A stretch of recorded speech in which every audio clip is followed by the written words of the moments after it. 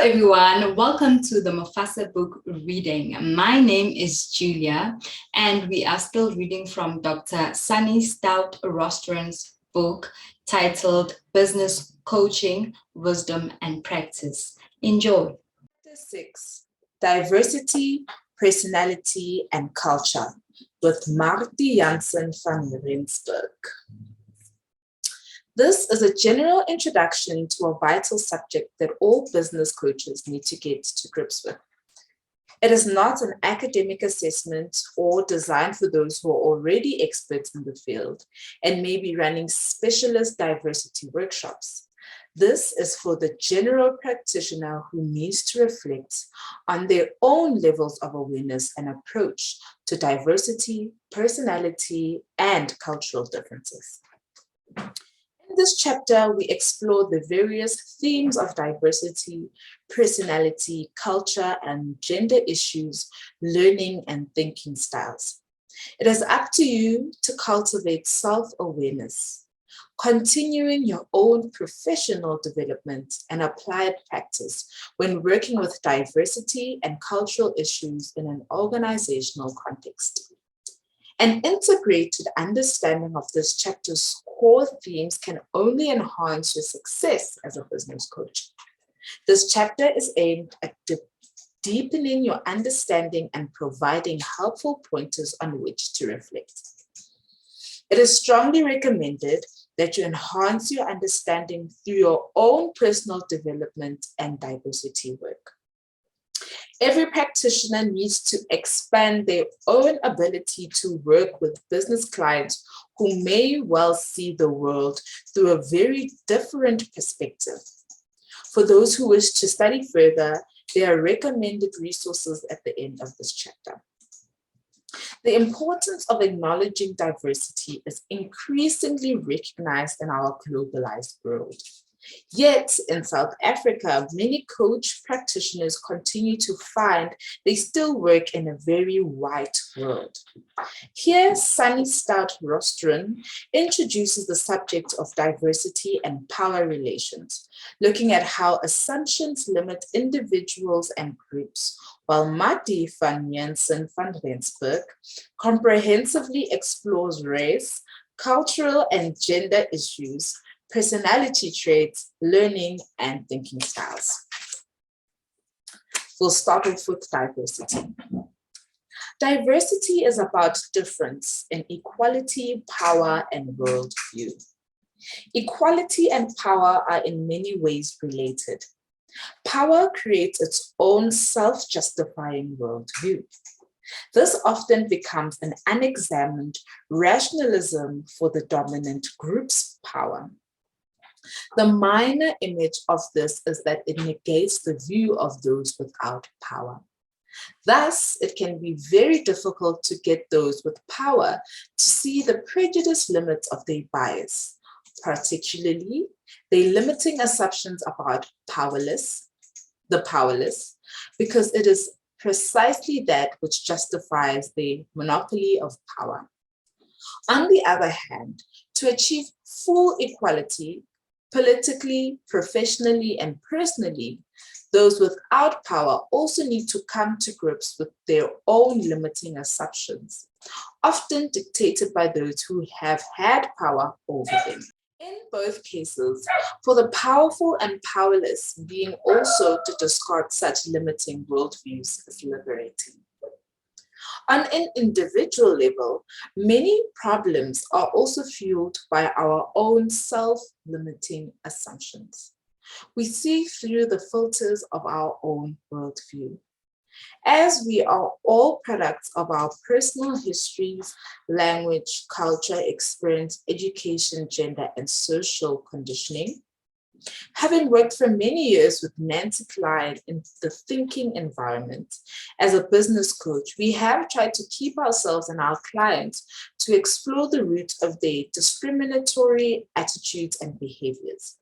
We do this by starting to examine untrue limiting assumptions that society and organizations make about people on the basis of their group identities and the place in the hierarchy of work and society. Although people live and work in a diverse world, we have become suspicious and mistrusting of our differences. In doing so, we discriminate against and disempower others on the basis of their difference, rather than welcoming these differences and encompassing other worldviews to enhance our own. When working with a client in the coaching conversation, it is useful to help them to learn how to remove the limiting assumptions they hold about themselves, others, and the system in which they live and work, such as their organizational and society as a whole. We actually need diversity in order to approach difficult situations with fresh thinking. Only true liberating assumptions can free individuals and groups and help them to reclaim their self-esteem and influence. This, of course, means developing an awareness of our own prejudices, biases, limiting thinking, and life conditioning. Nancy Klein defines diversity as difference and equality. To truly honor diversity requires genuinely diverse thinking with an appreciation for difference. An elimination of reprisal for difference and critically highlights authority issues and the fundamental issues of individuals being encouraged and permitted to think for themselves. In working with teams in the thinking environment, we often ask, do we think better if there's an amount of diversity, safety, and openness? And if so, why? One answer is that diversity simply gives us a more complete picture of reality. Another question is, if the norm is power in organizational teams and in societal groups, how can we create safety to help people to think clearly? An answer to this question is that we think best in the midst of diversity. To appreciate the power of diversity, however, we need to operate from a foundation of really believing that people are created equal. We all need to work on developing an internal ease in the world of difference that we face every day. There is diversity in experience, race, ethnicity, background, education, culture, history, language, faith, belief, capability, and disability. It is crucial in the working environments to help individuals become aware of all the groups they identify with, particularly the less visible. The recruits of discrimination are complex. Every day we witness or experience instances of prejudice or bias, driven by untrue limiting assumptions that everyone in society in some way carries within, sometimes knowingly, often unconsciously.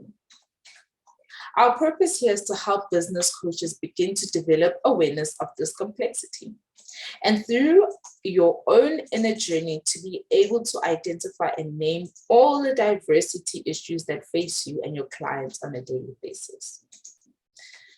This comes from an extract called Transforming Limiting Assumptions, which is in the book. This is a simple but powerful exercise that we learned working with Nancy Klein, the late wonderful Margaret Lugim, and her business colleague Dorian Eichen, which have been instrumental in taking this work to greater depths within organizations in South Africa. First, identify your own untrue limiting assumptions. Only then can you begin to help your clients to do so. The following exercise is used when working with diversity in a thinking environment. Make a list of groups with whom you identify and about whom society makes assumptions that limit the power, confidence, and dignity of each of those groups. Of those groups, choose the 3 that you most identify with and list the assumptions made about those groups that are most limiting to their power, dignity, happiness, and influence. Choose the one assumption that you believe is the most limiting. Do you think it is inherently true for this group? What instead would be your own words for what is liberating and a true alternative assumption? Finally, ask yourself, if you and the world knew that truth, what would change for you and about the world? The assumptions that we hold about ourselves can be the most limiting.